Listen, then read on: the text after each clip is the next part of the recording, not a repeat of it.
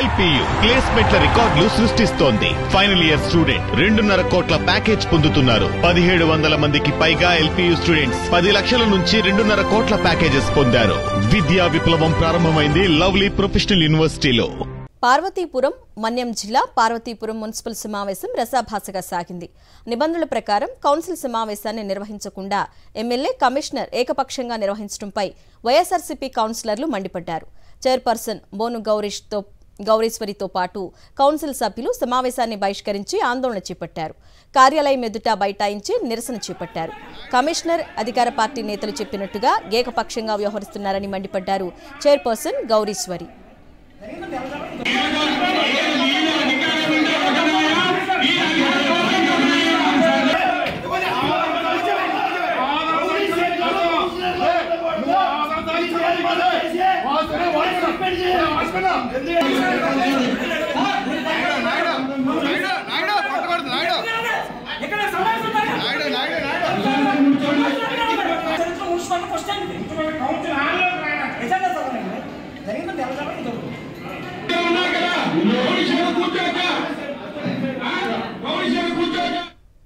Right, ఇక ఇదే అంశానికి సంబంధించిన పూర్తి సమాచారాన్ని మా ప్రతినిధి యుగంధర్ అందిస్తారు. యుగంధర్, చెప్పండి.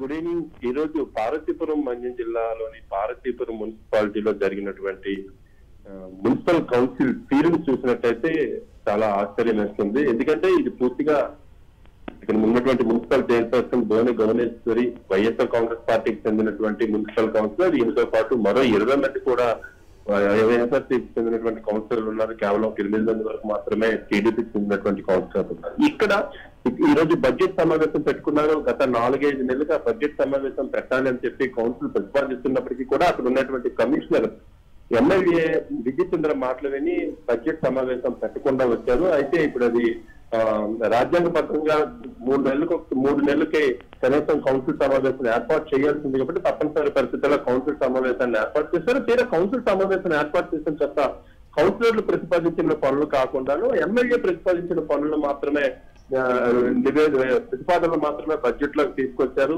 దీంతో బోనుల గౌరీశ్వరి తీవ్రంగా వ్యతిరేకించారు. ఎందుకంటే కౌన్సిలర్ల తాలూకా ప్రతిపాదనలకు మాత్రమే ప్రాధాన్యత ఉంటుంది. ఏకపక్షంగా ఒక ఎమ్మెల్యే తీసుకొచ్చి ఆ ప్రతిపాదనలు తీసుకొచ్చినటువంటి వాటిని కౌన్సిల్ ఆమోదించదు అని చెప్పి చెప్పడంతో అక్కడ రసాభసంగా సాగింది. అక్కడ పోలీసులు కూడాను వైఎస్ఆర్ కాంగ్రెస్ కౌన్సిలర్లు ఎవరున్నారో వాళ్ళ మీద దాడి జరుగుతున్నప్పటికీ కూడా పట్టించుకోకుండా తిరిగి వీళ్ళనే బయటికి నెట్టడం అనేటువంటిది ఇక్కడ తీవ్ర వాగ్వాదానికి కారణమైంది. మొత్తంగా ఈ వాగ్వాదంలో వైఎస్ఆర్సీపీ కౌన్సిలర్లు అందరూ వాకౌట్ చేసి బయటకు వచ్చేసారు. దీంతో మున్సిపల్ బడ్జెట్ సమావేశం అయితే అర్థంతంగా ముగిసిపోయింది. Okay Yugandhar, thank you.